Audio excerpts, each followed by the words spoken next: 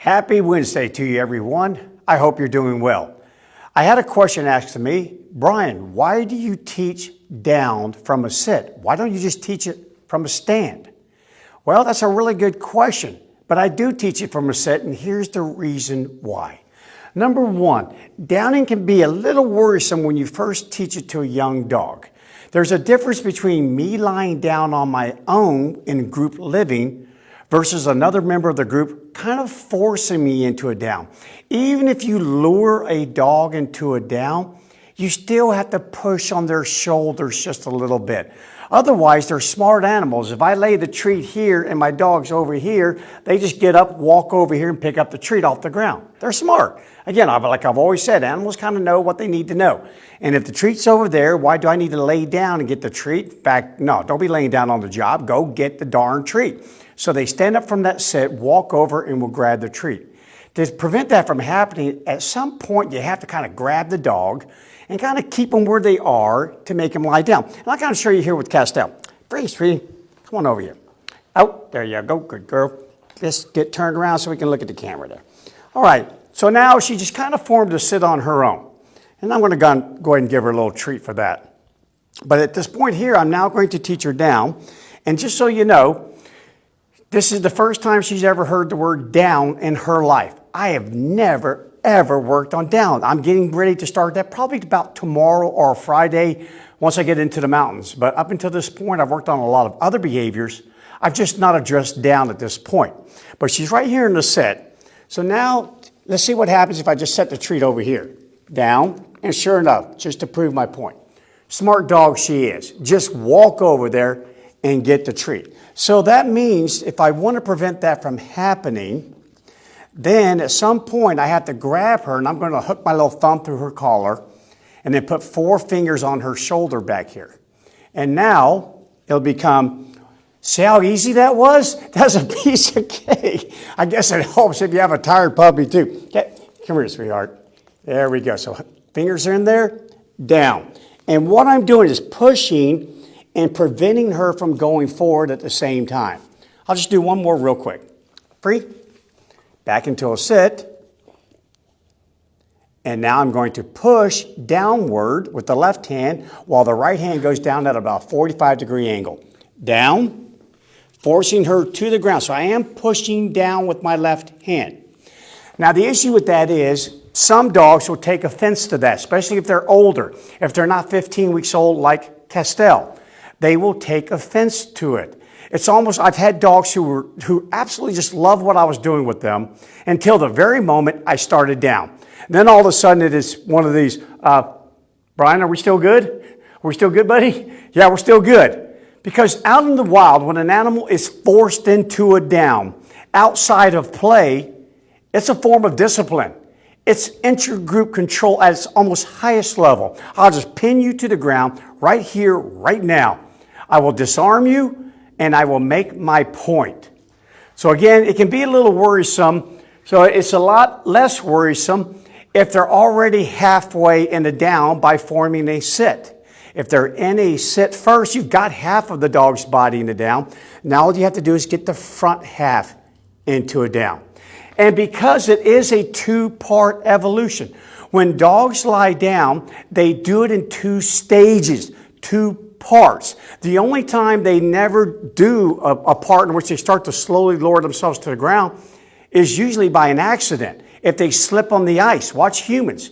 If I asked you right now, if you're standing up watching my video, and I said, would you lie down on the floor, please? How many of you are just going to go, stop? You know, especially if it's a hard surface. No. But how many of you probably last week slipped on some ice and went, bam? I get it. But for the most part, you're going to kind of kneel down and then lay down, whatever works for you, 2-part evolution. And we took a couple of videos over here. This is Joshua's dog, Vesper. And I'm going to play this video. It's in slow motion, but watch what she does. From a stand, okay, so she's in a stand. The command down was given.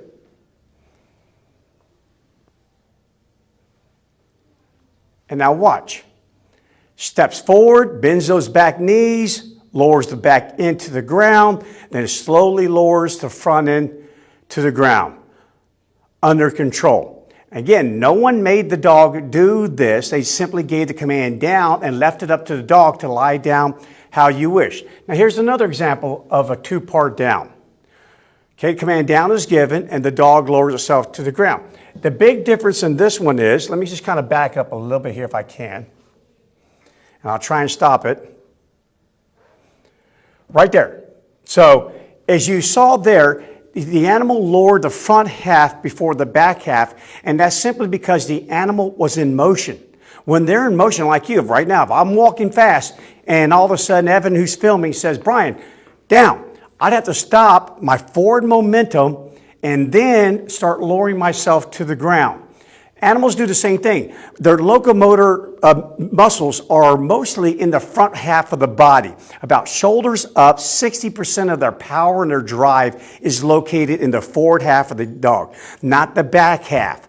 So as they're moving with all those powerful muscles, and all of a sudden out of nowhere, I have to stop and lie down, boom, brakes are applied, weight is still shifted forward because of momentum. An object in movement wants to remain in movement. It shifts forward, the back end does. The animal compensates by lowering the front end and then lowering the back end. But my point is, it is a two-part evolution. And you know me, keep it simple, stupid rule. You also know me. I try to abide by nature. I kind of go with the flow. I'm not a resistance fighter here when it comes to training. I'm going to take everything that nature gives me. Everything.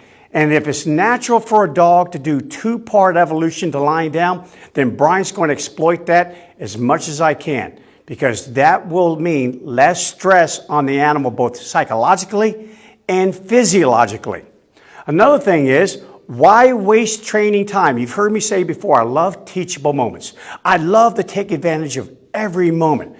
Why on earth would I skip sit? Will you really want to make your dog lie down every single time you stop, every single time you're just standing there for whatever reason? No, sit is a great behavior. Right now, we had a bunch of snow last week and there's mud everywhere. To be honest with you, I don't want Castell to lie down in the mud. If she has to stop while we're going to cross a road, then just put the back half in the mud. Don't put all of you in the mud. So therefore, why not train two behaviors at the same time? Sit is a behavior. It's a transitory position. It's not as reliable as a down, but it is useful and it does have a purpose. By training sit and rewarding sit, I can then going into a down and then rewarding down, I'm creating two separate behaviors. Now there can be a problem with that, but I'll get to that in just 1 second. Last thing is, downing from a stand evolves typically on its own. Vesper, this is Sterling, Jake's dog. Captain, you've seen him. I don't say sit, good boy, down, good boy. Neither do they. We all say to our dogs, down, and they lie down. But did we ever formally train that? Did we ever walk up to a dog and just kind of push it into a down to make sure it lies down, or to throw a treat right on the ground and boom, there they go? No, just over the course of time, doing one repetition after another, will they lie down from a stand. And we don't have to say sit first and down, because why? They sit on their own. They do a two-part evolution when they lie down. Go watch videos. Any dog I'm talking about, unless they fall to the ground, they slip on something, they're going to lower themselves slowly to the ground. Some dogs will even turn around about 10 times before they lie down. Just watch your dog's little ceremony that they go through when they lie down on their own. And you'll know what I'm talking about. So go with it. Trust me, over a period of time, probably about 4 months of down training, and you'll have a dog that will lie down the second you say down from a stand, and they'll even stop their motion and lie down on the ground. That's exactly how I'm going to do it with Castell. I'm going to go through the two-part evolution. I'm going to train sit, I'm going to train down, and then you'll see her over time start to lie down from movement and from a stand, literally on her own, because that's just what they do. Okay, and I told you I was going to get to this. The issue about training a two-part behavior here, or training two behaviors at the same time, sit and down, is that we typically get into a hurry. Now all of a sudden it evolves into this. Hop up here, sweetheart. Come on, we got work to do. We got a video to shoot here. Okay, here's a problem that a lot of people create. Sit down. Okay, so now, see what I'm talking about? I have to push. Good, good girl. Into a down. That, if you speed it up, if you don't put a time lag between the two commands, if it becomes sit down, sit down, sit down, you created a new command called sit down. And when the dog is tired, or when it's just as a benefit, when the dog perceives it's a benefit to itself, at any given moment, you can end up losing the sit. After all, once they're convinced that, hey, if I lie down, we're still good. You're not trying to pin me to the ground. Then why the heck would I sit? Sit is a transitory position. I mean, look at her. If she's up on her front legs, her whole body's being supported by those two front legs.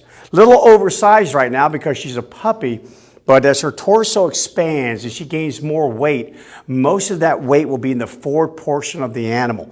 Very difficult for them to hold themselves in a sit for a long period of time. Hence why the down is so much more reliable, because it's so much more relaxing for the animal.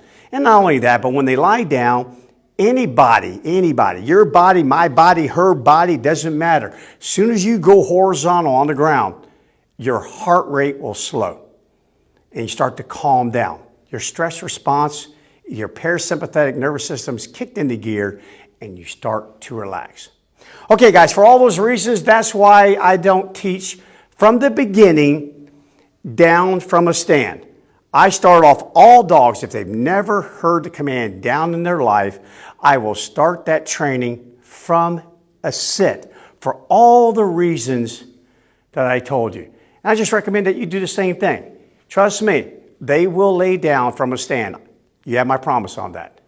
All right, guys, that's it for the day. Next time you see me, I will be in the mountains, and I can't wait to take Castell up there for the first time. And I'll be showing you a lot of things that I do out in nature about learning how to walk on trails and introducing her to a lot of obstacles. So a lot of good stuff coming up here. I'm going to be planning on shooting about 10 videos over about the next 10 days. So stay tuned. There'll be more coming. Enjoy the rest of your day and be safe.